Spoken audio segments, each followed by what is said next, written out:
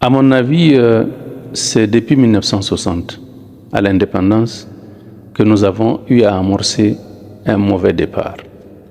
Parce que je pense humblement qu'après avoir accédé à l'indépendance, il aurait fallu pour nous, comme toutes les nations qui se respectent, de revenir à nous-mêmes, de revenir à nos valeurs sociétales qui ont fait la grandeur d'un pays comme le Mali. Ne l'oublions pas, le Mali a un passé très très glorieux. Et j'ai l'habitude de le dire, tous les empires, tous les grands empires qui ont prospéré dans notre espace géographique, depuis l'empire du Ghana jusqu'au royaume Peul du Massina, en passant par l'empire du Mali, l'empire du Wassoulou, l'empire Toucouleur, ne l'oublions pas également l'empire Songhai. Tous ces empires ont atteint leur apogée au moment où ils se sont alliés avec l'islam. C'est l'islam qui a été, à mon avis, le détonateur de l'élan civilisationnel qui a permis à ces États d'atteindre leur apogée. Et j'ai l'habitude de dire également que ce n'est pas seulement ces empires qui avaient bénéficié de l'élan, de la détonation, de l'élan détonateur, excusez-moi, de la civilisation. Il y a également la civilisation occidentale qui était sclérosée par ce qu'on connaît pendant le Moyen-Âge. Et cette civilisation occidentale avait retrouvé les chemins de la Renaissance lorsqu'elle s'était alliée à la civilisation arabo-islamique. Cela, je le dis parce que l'être humain, parce qu'une civilisation comme un être humain a besoin de spiritualité pour se développer. Et pour moi donc, à l'indépendance, on aurait dû renouer avec les valeurs spirituelles qui étaient celles que connaissait le Mali. Donc, qu'est-ce qui s'est passé après l'indépendance? Nous avons tout simplement laissé se perpétuer le mode de gouvernement de l'ex-puissance colonisatrice et on a continué avec ça. Il y a eu d'abord le socialisme qui jurait avec nos valeurs, qui s'est effondré 8 ans plus tard, en 1968. Il y a eu un coup d'État militaire, donc un régime militaire ou une dictature militaire plus précisément qui a duré 23 années. Ensuite, il y a eu un régime libéral ou néolibéral qui s'est installé et tout cela s'est parachevé par ces derniers coups d'État, donc un échec patent de gestion et de gouvernance de notre pays. À mon avis, nous n'avons jamais connu de colonisation arabe. J'ai eu l'occasion de le dire, les Maliens ont été les artisans de leur propre islamisation. L'islam, ça a été une offre. C'est une offre qui s'est proposée aux Maliens. Ils l'ont regardé et ils l'ont choisi librement. Et cela, c'est tous les peuples du Mali. Donc, ont accepté librement cette offre de l'islam. Et ce n'est pas par hasard aujourd'hui que nous sommes à un niveau de presque 98% de la population qui est musulmane. C'est parce que les gens ont trouvé leur compte en cela. C'est différent de la colonisation française. La colonisation française s'est opérée au moyen des troisièmes colons dont on parle, les missionnaires, les marchands et les militaires. La religion qui était venue avec les colons, c'est une religion je parle de la religion chrétienne, est venue dans les bagages des colons français, on le sait. C'est l'armée française, c'est les militaires français, c'est les corps expéditionnaires français, ce sont les marchands et autres qui sont venus avec tout cela, ce sont les troisièmes. Ça ne peut pas se comparer avec la propagation de l'islam. Le Mali a été, on le sait, le vecteur de l'islamisation de l'Afrique de l'Ouest. Et violemment, parce qu'il y a eu également ces djihad par les guides religieux, les chefs religieux. Et là, pour mémoire, El Hadj Oumar, il avait rasé beaucoup de villages. Même si vous prenez par exemple l'arrivée des Marocains, les Sadites qui sont venus, qui ont fait tomber par exemple l'empire Songhai. Ces gens-là ne sont pas venus pour l'islam, ils sont venus pour l'or qui était au sud, qui est l'or du Soudan, c'est ce qui les a amenés. Ne confondons pas la propagation de l'islam en tant que message universel de Dieu adressé à l'humanité tout entière, où toutes les tribus, toutes les communautés, toutes les races y ont adhéré, sur tout le continent. L'islam est arrivé en Asie, en Extrême-Orient, partout au nord. Aujourd'hui, l'islam se trouve jusque chez les Esquimaux. Alors, donc, ils ne confondront pas cela aux velléités d'hégémonie, par exemple, de tel ou tel souverain qui voudrait peut-être annexer des territoires. Alhaji Omar, quand il est venu raser les villages, comme me permet de le dire en parlant de l'histoire, il est venu raser un royaume qui était déjà islamique, c'est le royaume Peul du Massina. C'est ce royaume-là qu'il a rasé. Donc il n'est pas venu pour répandre l'islam, il est venu pour autre chose. Et ça, c'est aux historiens de donner les précisions par rapport à ça. J'ai eu l'occasion de parler justement de ces mouvements qui ont pris les armes contre le Mali. J'avais précisé que il y a, n'est-ce pas, parmi eux, c'est vrai, il y a une partie qui se pose qui a des revendications d'ordre politique, c'est-à-dire qui demande d'appliquer la charia. C'est vrai, mais il y a un autre groupe, j'ai eu l'occasion de le dire, notamment le groupe qui représente Daesh, c'est-à-dire l'État islamique au Levant et en Irak. Eh bien, ce groupe-là, aujourd'hui, on a les informations selon lesquelles ce sont des groupes qui ont été créés par des services de renseignement d'un certain nombre de puissances extra-régionales. Et la preuve de cela, que ce soit au Moyen-Orient ou ici au Sahel, en Afrique de l'Ouest, nous avons les preuves. Et la preuve la plus éloquente, que l'on peut citer entre autres, c'est la requête qui a été soumise par le gouvernement de la République du Mali au niveau du Conseil de sécurité des Nations Unies, qui dit que le Mali dispose de preuves irréfutables qu'une puissance extra-régionale est en train d'aider, d'informer et d'armer et d'équiper ce groupe-là. Et jusqu'à présent, le Conseil de sécurité n'a pas voulu se réunir. Parce que cette puissance extra-régionale est membre permanent du Conseil de sécurité. Elle a dû certainement, je n'en sais rien, mettre le pied sur cette requête. Alors, pour moi, si nous voulons avancer, nous devons sortir de l'hégémonie culturelle et idéologique étrangère. Nous devons revenir à nous-mêmes. Cette idéologie qui fait que nous nous mettons en conflit avec Allah subhanahu wa ta'ala. Pour moi, nous devons plutôt nous réconcilier. Nous devons mettre Dieu au centre de nos préoccupations, au centre de notre gouvernance politique, économique, sociale, culturelle et éducative.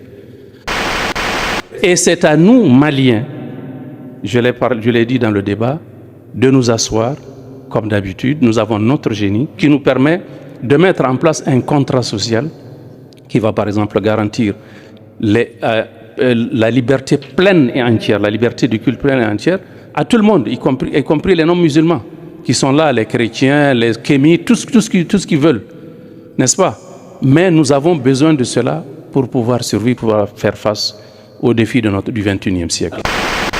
Qu'est-ce qui nous empêche, lorsque nous allons choisir l'islam qui est la religion de la majorité écrasante de la population, à supposer que maintenant on fait un référendum et que le peuple accepte que l'islam soit la religion d'État de ce pays-là. Mais c'est à nous de nous... Pourquoi on est pressé? Pourquoi on a des appréhensions par rapport à cela? L'islam, c'est la révélation divine, c'est la parole de Dieu. Nous sommes tous musulmans. Tous ces 90%, tout le monde aime l'islam. Maintenant, l'islam, il faut l'appliquer. Il ne s'agit pas d'être musulman par sa carte d'identité ou autre. L'islam, ça s'applique. Et c'est là que nous allons avoir les retombées positives de l'islam. Nous avons, parmi les plus grandes erreurs de gouvernance de notre pays, de l'indépendance à nos jours, c'est que nous avons délaissé l'islam, nous l'avons laissé à des bricoleurs, n'est-ce pas? Parce que ça, c'est du bricolage. Alors que l'islam aurait dû être pris en charge par des gens responsables, par les oulémas. Nous avons des oulémas, nous avons des détenteurs du savoir islamique et avec lesquels on peut savoir comment gérer notre pays. Aujourd'hui, eh bien, ce que je propose d'abord, c'est une option idéologique pour le Mali, c'est une boussole. Cette boussole-là se réfère à notre référentiel culturel et spirituel j'ai beaucoup parlé de l'islam. Je me suis beaucoup référé à l'islam par rapport justement à l'élaboration de cette option idéologique qui doit guider le Mali de demain dans sa marche vers son émergence. J'ai parlé également j'ai fait des propositions dans le domaine de l'émergence économique, n'est-ce pas, dans tous les domaines du Mali. J'ai mis un accent particulier sur la réhabilitation de l'État qui est en difficulté, qui a été mise en difficulté par la politique de prédation qui a été menée principalement par la période la période néolibérale qui a suivi, n'est-ce pas, la chute de Moussa Traoré, où l'État, la prédation, n'est-ce pas, a conduit à la chute de l'État au Mali. J'ai un projet phare qui résume en fait l'ambition que j'ai au Mali. J'ai une très très très grande ambition pour le Mali. Et je sais que le Mali peut réaliser cette ambition-là parce que le Mali a tous les moyens humains, les moyens culturels, les moyens potentiellement économiques, etc. Et ce projet phare, c'est la nouvelle capitale que je propose pour le Mali. Je crois que ça résume en fait tout le projet, l'ambition que j'ai pour le Mali, parce que je prévois d'injecter au moins 100 milliards de dollars pour créer une nouvelle capitale au centre du Mali, dans la zone lacustre, notamment la zone du lac Fagbine et autres, ça va être au centre. Et justement, j'ai donné un nom qui est aussi symbolique à cette capitale, je l'ai appelé la Fiabougou, pour présager, n'est-ce pas, de la paix, Inch'Allah, qui va revenir dans ce pays que nous allons rebâtir de nos propres mains. Donc, nous avons besoin d'un nouveau départ avec les immenses ressources que Dieu a données à notre pays, avec les potentialités économiques, avec la population qui est jeune, avec le patrimoine culturel, parce que le patrimoine culturel est extrêmement important pour motiver les gens. Nous avons eu un passé très glorieux dans les pays du Golfe, notamment en Arabie Saoudite. Le Mali est connu à travers Kankan Moussa, qui a fait son fameux pèlerinage. Parce que je trouve personnellement que les conséquences et les ravages de la laïcité dans notre pays sont de très très loin plus graves que les conséquences même de l'insécurité que nous connaissons aujourd'hui. Parce que pour les ravages de la laïcité, aujourd'hui vous pouvez vous faire une idée du taux de toxicomanie, du taux d'alcoolisme, du taux de l'immoralité qui sévit dans notre société. Et cela par notre propre choix. C'est nous qui avons choisi, à partir de 1960, de mettre dans nos constitutions ce concept que d'aucuns ont pensé signifier tout simplement la liberté de culte et la liberté de conscience. Or, aujourd'hui, on sait que ce n'est pas du tout cela.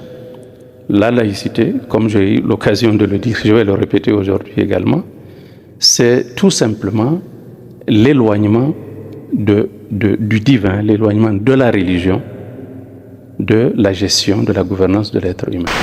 Vous voulez que nous comparions nos cultures traditionnelles ou nos religions traditionnelles à la religion de l'islam? Si c'est ce que vous voulez, on peut le faire. Il est dit que la religion a trouvé le Maya ici. Le Maya, c'est le Haramadénia qui est la bonne éducation d'abord. Témoin, l'islam n'est pas contre les préceptes d'éducation qui sont chez nous, comme dirait certains. Justement, c'est ce que je voulais vous dire. Je voulais vous dire qu'en islam, tout ce qui n'est pas interdit est permis. L'islam construit sur tout ce qui est positif. L'islam ne vient pas faire table rase de ce qu'on a construit, des valeurs de civilisation qui sont positives. Et la laïcité, telle que décrite dans cette constitution, autorise cette liberté que donne la religion musulmane. Non, ce n'est pas à la laïcité de nous définir ce que nous devons faire. C'est nous qui devons le définir à nous-mêmes. La laïcité ne nous appartient pas. C'est un concept qui nous est étranger. Ce n'est pas à la laïcité de nous dire que nous devons faire ceci ou cela. Ça, c'est un deuxièmement. La laïcité, c'est la laïcité. Moi, je refuse d'accepter qu'on me dise qu'il y a une laïcité française, une laïcité malienne, une laïcité américaine et autres. La laïcité, c'est la laïcité. La laïcité, c'est une idéologie qui a pour objectif d'écarter l'enseignement du divin ou l'utilisation ou le recours au divin dans la gouvernance, partout où elle se trouve. Pour vous, la laïcité, c'est de regarder dans le rétroviseur autre que la religion.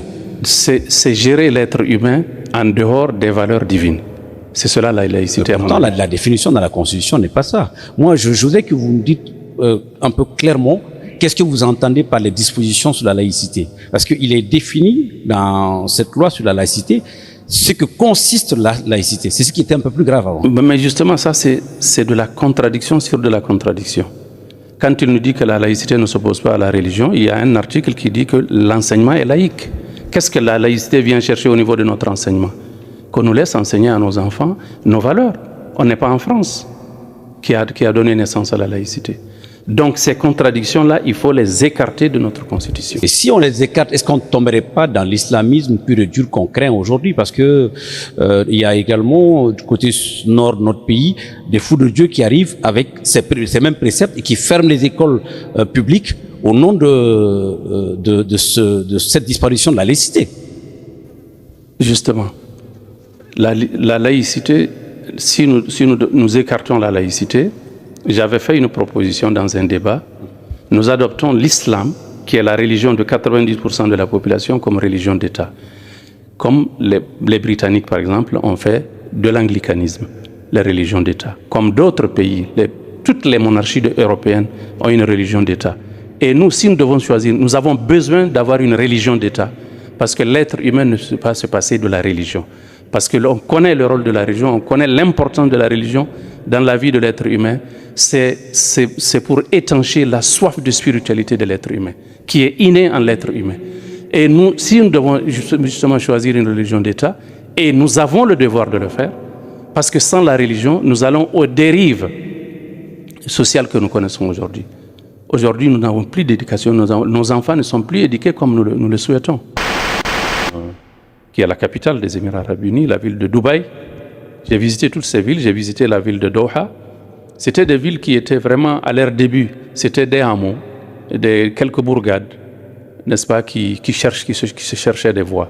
Une trentaine d'années plus tard, aujourd'hui, la plus haute tour de la planète se trouve à Dubaï, qui est Burj Khalifa.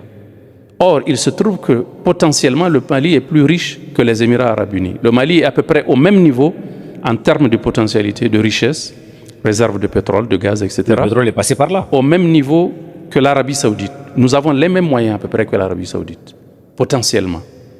Mais en 30 ans, ces pays ont créé des richesses. Ils ont sorti, nous, au Mali, nous marchons sur de l'or. Tous les Maliens ont sous leurs pieds soit de l'or, soit du fer, soit du pétrole, soit du gaz. Mais que nos dirigeants, sortis, pour votre information, de l'école laïque qui est une école où on n'apprend pas Dieu, où on n'apprend pas la moralité. Ces gens ont été incapables de nous diriger, de créer des richesses et de nous sortir de la misère et de la pauvreté. C'est sur eux, ils assument collectivement la responsabilité de la situation dans laquelle se trouve notre pays. Le Mali est l'unique pays de l'Afrique subsaharienne qui a des awqaf, ça s'appelle awqaf, c'est le pluriel de waqf, c'est-à-dire des biens religieux qui ont été achetés par le souverain malien et qui ont été mis là-bas à la disposition des populations maliennes qui venaient faire le pèlerinage. Ces awqaf-là existent encore aujourd'hui en Arabie Saoudite. C'est l'unique pays de l'Afrique subsaharienne qui a ces richesses. Nous, ça ne nous a rien apporté. Ça ne peut pas vous apporter parce que le Mali ne s'intéresse pas. Le Mali laïque ne s'intéresse pas à la chose islamique. Parce que la laïcité fait que l'État est incompétent en matière de religion. C'est nous qui avons choisi. C'est pourquoi nous demandons à ce que le Mali retrouve son identité. L'État malien revienne pour gérer ce qui touche à notre spiritualité. Parce que l'être humain a deux moitiés, la moitié matérielle et la moitié spirituelle. Pour que l'être humain puisse avoir un développement harmonieux, il faut qu'on lui assure le développement, qu'on lui assure la satisfaction des besoins et matériels et des besoins spirituels. C'est pourquoi nous voulons que notre État s'occupe de satisfaire et nos besoins matériels, c'est-à-dire notre manger, notre boire, notre logement, notre sécurité, etc., mais également notre spiritualité, c'est-à-dire notre rapport avec Allah subhanahu wa ta'ala, qui est notre sécurité dans le monde d'ici-bas et dans le monde de l'au-delà. Donc pour vous, notre salut passerait par un califat? Non, l'appellation du nom de l'État n'importe peu en islam. Ce qui importe, c'est plutôt la prise en compte de ces valeurs spirituelles dans notre gestion. Vous l'appelez république, vous l'appelez califat, vous l'appelez sultanat, ça n'a aucune importance par rapport au résultat qui est escompté. Et je suis formel là-dessus. il n'existe aucune religion sur la planète qui peut développer un pays tel que l'islam peut le développer. Toutes les religions ont été terrassées par l'idéologie, par le courant philosophique athée, dont la laïcité est une émanation. La laïcité est le levier politique de l'idéologie matérialiste, athée, qui est la philosophie humaniste, pour votre information. Toutes les religions ont été terrassées. Le christianisme a été terrassé, le judaïsme a été terrassé, le bouddhisme, le confucianisme, l'hindouisme, toutes les religions et toutes les idéologies ont été terrassées par ce courant-là, à l'exception de l'islam. Parce que l'islam recèle des valeurs qui dépassent de très très loin ce que propose la laïcité, ce que propose cette idéologie athée à l'humanité. Cette idéologie qui a pu s'imposer à l'humanité, à toutes les sociétés aujourd'hui, ça s'est infiltré, ça a pris les institutions, les États, les écoles, les universités, le système éducatif, etc. Il n'y a que l'islam qui tient bon aujourd'hui. Pour quelle raison? Quelle est la raison? Pourquoi l'islam tient alors que les autres religions ont été terrassées? Parce que l'islam garde son authenticité divine.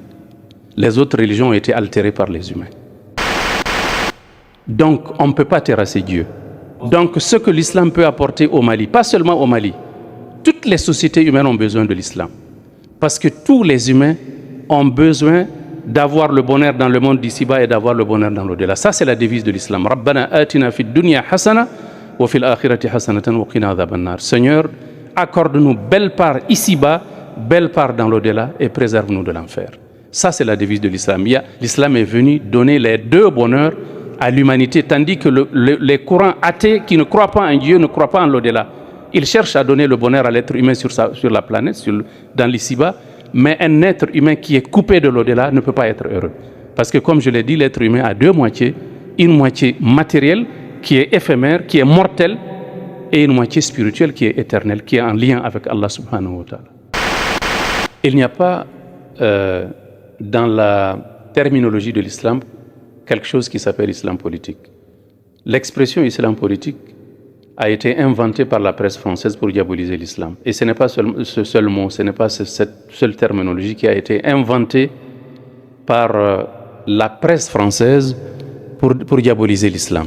Il y a l'islamisme, il y a le terrorisme, il y a le fondamentalisme, il y a le djihadisme et il y a justement l'islam politique. La presse française a inventé toute cette terminologie, comme je l'ai dit, pour diaboliser l'islam. Et ce crime de la diabolisation de l'islam, il faut se poser la question, j'ai eu l'occasion de le dire en off, profite à qui? Le crime de la diabolisation de l'islam profite aux gens qui ont usurpé la place de l'islam dans nos sociétés musulmanes. Aujourd'hui, au Mali, nous sommes sous un régime de droit positif français qui nous a été légué par la colonisation, par l'intermédiaire de l'élite formée à l'école laïque, formée par l'administration coloniale pour assurer la relève, pour perpétuer sa mainmise culturelle et idéologique sur nos pays. Alors, c'est à eux que profite la diabolisation de l'islam parce que c'est la place de l'islam qui a été usurpée par ce droit positif français. Et ils se donnent des fleurs, ils font leur propre apologie tout en diabolisant l'islam. Mais ils finiront par quitter parce que le Mali n'est pas la France.